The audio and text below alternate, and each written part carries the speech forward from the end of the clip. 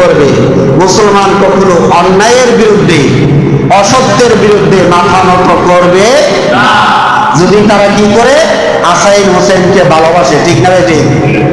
ইমাম হাসান হোসেনের প্রতি ভালোবাসা থাকলে, আমাদের দয়াল নবীজির প্রতি ভালোবাসা থাকলে, ওই মানুষগুলো কারবালার শিক্ষা যতদিন পৃথিবীতে থাকবে ততদিন পর্যন্ত তাদের অন্তরের মধ্যে রাখবে। ঠিক না বেটি? এই কারবালার প্রান্তরে ইমাম হুসাইন রাদিয়াল্লাহু তাআলা আনহু মাত্র ৭৩ জন সদস্য নিয়ে গেছেন। কয়জন সদস্য নিয়ে গেছেন? ৭৩ জন সদস্য নিয়ে গেছেন। এর মধ্যে অর্ধেক নারী আর শিশু, অর্ধেকের বেশি নারী আর শিশু, বাকিরা পুরুষ।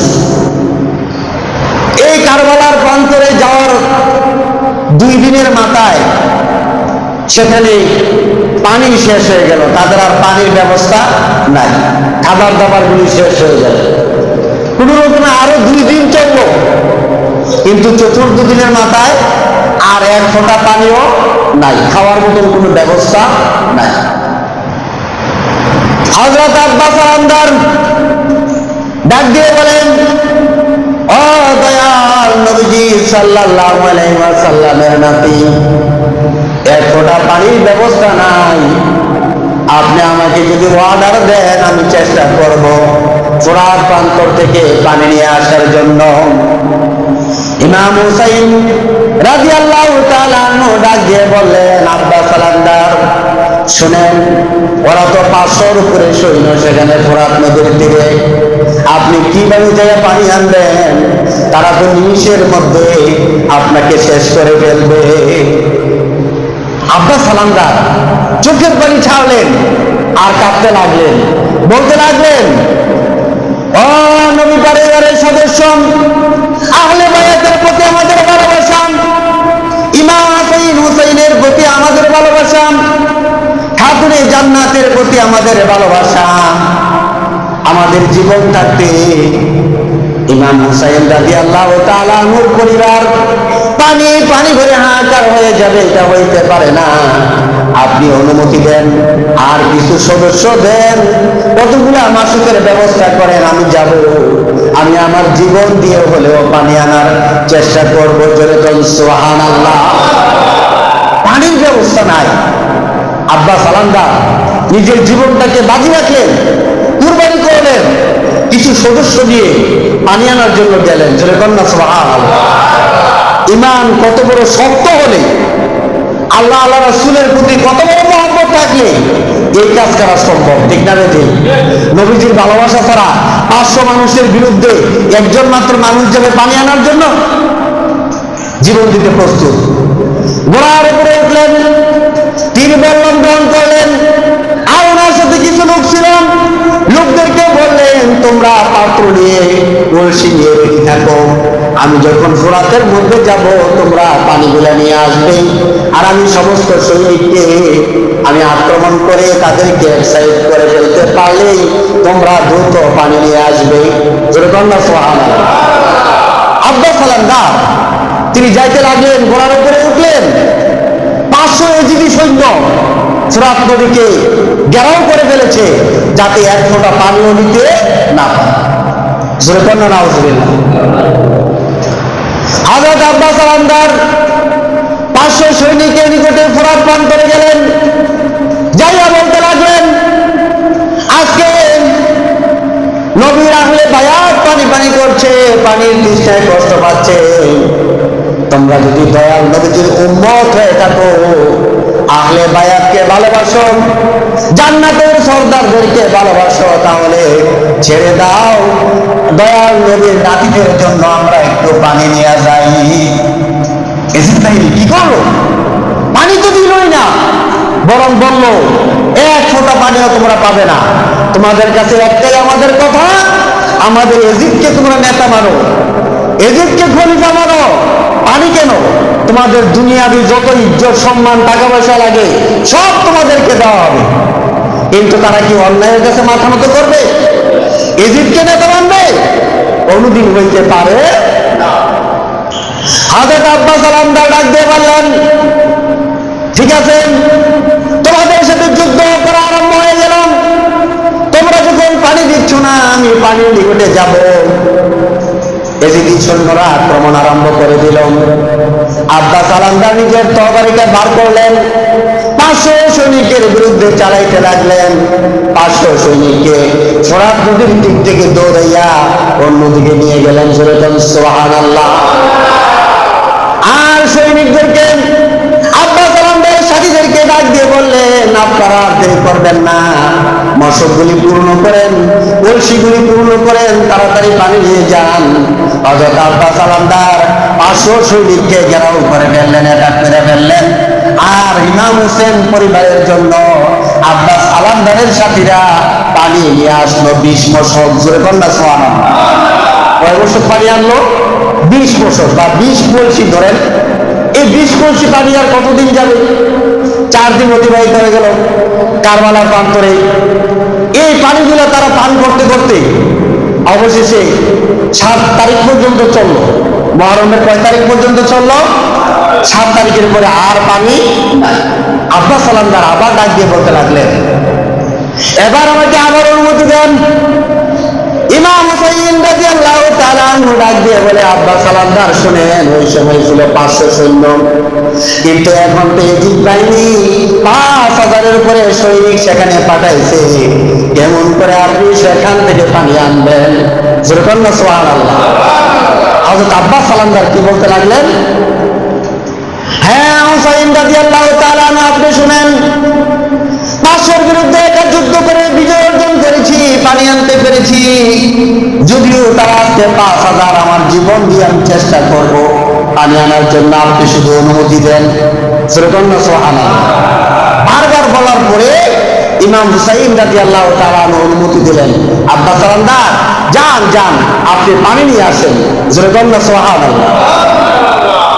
আব্বাস আলামদার পবিত্র কোরআনের সেই কথা মনে পড়ে গেল, ইয়া আইয়ুহাল্লাযীনা আমানু হাল আদুল্লুকুম আলা তিজারাতিন তুনজিকুম মিন আযাবিন আলীম। আমার আল্লাহ পাক বলেছেন, আমি কি তোমাদেরকে এমন একটা ব্যবসা শিখিয়ে দেব না, যে ব্যবসাটা করলে তোমরা নাজাত প্রাপ্ত হয়ে যাবে, জাহান্নামের আগুন থেকে বেঁচে যাবে। জোরে কন্যা সুবহানাল্লাহ।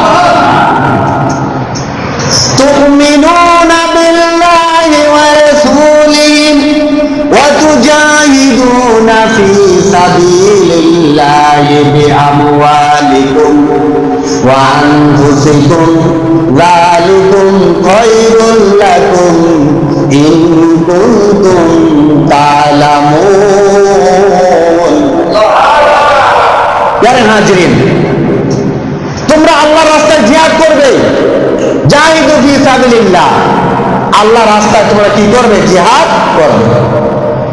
বিআমওয়ালিকুম, তোমাদের সম্পদ দিয়ে, টাকা পয়সা দিয়ে, ধন সম্পদ দিয়ে, ওয়া আনফুসিকুম, নিজেদের জীবন দিয়ে। জোরে বলেন না সুবহানাল্লাহ।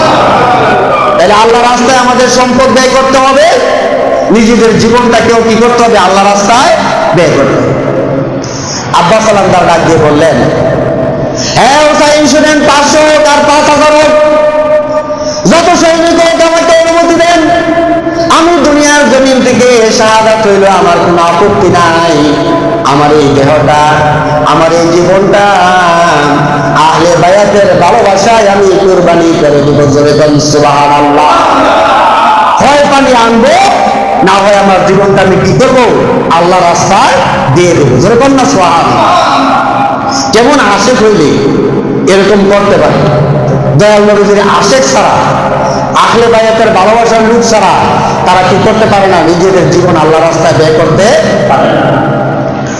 হযরত আব্বাস আলামদার 5000 সৈনিকের বিরুদ্ধে যুদ্ধ আরম্ভ করলেন। 5000 সৈনিককে সমুদ্রের ফোরাত নদীর পার থেকে দূর করে দিলেন, সেখান থেকে পানি আনার ব্যবস্থা করলেন, পানি উঠাইলেন। জোরে বলেন সুবহানাল্লাহ। উনার দাপুটের কারণে উনি যখন তরবারি ঘুরে আরম্ভ করলেন আর ডাল ব্যবহার করতে লাগলেন, তখনকার কারবালার প্রান্তরের সৈনিকের একটা অস্ত্র আব্বাস আলামদারকে আঘাত করতে পারে নাই।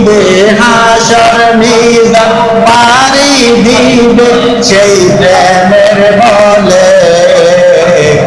আল্লাহ আল্লাহ আল্লাহ আল্লাহ আল্লাহ আল্লাহ আল্লাহ আল্লাহ আল্লাহ আল্লাহ। নবীর প্রেমে পাগল যারা প্রেম খেলা গেলে, আরে নবীর প্রেমে পাগল যারা প্রেম খেলা গেলে। আল্লাহ আল্লাহ আল্লাহ আল্লাহ আল্লাহ আল্লাহ আল্লাহ আল্লাহ আল্লাহ আল্লাহ আল্লাহ আল্লাহ আল্লাহ আল্লাহ আল্লাহ আল্লাহ আল্লাহ। কারবালার প্রান্তরে ইমাম হুসাইন রাদিয়াল্লাহু তাআলা আনহু পানি তো নাই, কিন্তু এই সময়ের মধ্যে একজন লোক যার নাম হইল ওয়াহাব, নামটি ওয়াহাব, ওয়াহাব বিন আব্দুল্লাহ, তার মা ঘরের ভিতরে কান্নাকাটি আরম্ভ করছে। ওয়াহাব বিন আব্দুল্লাহর মা দেখতে পাইলেন নবী পরিবারের কারো কাছে কোনো পানি নাই, আর সৈন্যরা চারদিক থেকে পানি যেন না আনতে পারে সেই ব্যবস্থা করে ফেলেছে। ইমাম হুসাইন রাদিয়াল্লাহু তাআলা আনহুকে ঘেরাও করে ফেলেছেন। ওয়াহাব বিন আব্দুল্লাহর মা চোখের পানি ছেড়ে ছেড়ে কান্দে ঘরের ভিতরে। ওয়াহাব বিন আব্দুল্লাহ যায় বলে, আম্মা যান, চোখের পানি ছেড়ে ছেড়ে কাঁদছেন, এর কারণ কি? ওয়াহাবের আম্মা ডাক দিয়ে বলে, ও আমার সন্তান, তুমি শোনো, আমি খবর পেয়েছি আজকে 3 দিন পর্যন্ত পানি নাই। ইমাম হুসাইন পরিবারে পানি নাই, পানির জন্য হাহাকার হয়ে যাচ্ছে। আমি কাঁদছি, আমি নরদম, আমি তোমার আম্মা, আমি তো ইমাম হুসাইন পরিবারকে কোনো সাহায্য করতে পারতেছি না, এজন্য আমি কান্দি।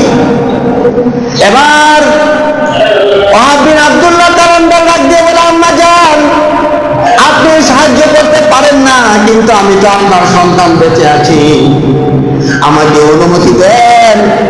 এজিদি সৈন্য, যত লক্ষ সৈন্যই হোক, যত হাজার সৈন্যই হোক, আপনি মা যদি আমাকে অনুমতি দেন, তাহলে এজিদি সৈনিকদের বিরুদ্ধে ইমাম হুসাইন রাদিয়াল্লাহু তাআলা আনহুর পক্ষে যুদ্ধ করে আমার জীবনটাকে আমি বিলিয়ে দিব। জোরে কোন সুবহানাল্লাহ। ওয়াহাব বিন আব্দুল্লাহ তালান্দার মাত্র 17 দিন বিবাহের বয়স, বিবাহ করেছে মাত্র কতদিন? 17 দিন। ওয়াহাব বিন আব্দুল্লাহ তালান্দার মনে মনে ভাবে, আমি যদি একজন স্ত্রীর কাছ থেকে বিদায় নিতে যাই, তাহলে তো আমার স্ত্রী আমাকে অনুমতি নাও দিতে পারে। মায়ের সাথে পরামর্শ করতেছে, আম্মা যান, আপনি তো আমাকে অনুমতি দিলেন ইমাম হুসাইন রাদিয়াল্লাহু তাআলা আনহুর পক্ষে, এজিদের বিরুদ্ধে আমি যুদ্ধ করব, আমি চলে যাবো এখনই, কিন্তু আমার স্ত্রী 17 দিন মাত্র বয়স বিবাহের, সে কি আমাকে বিদায় দিবে?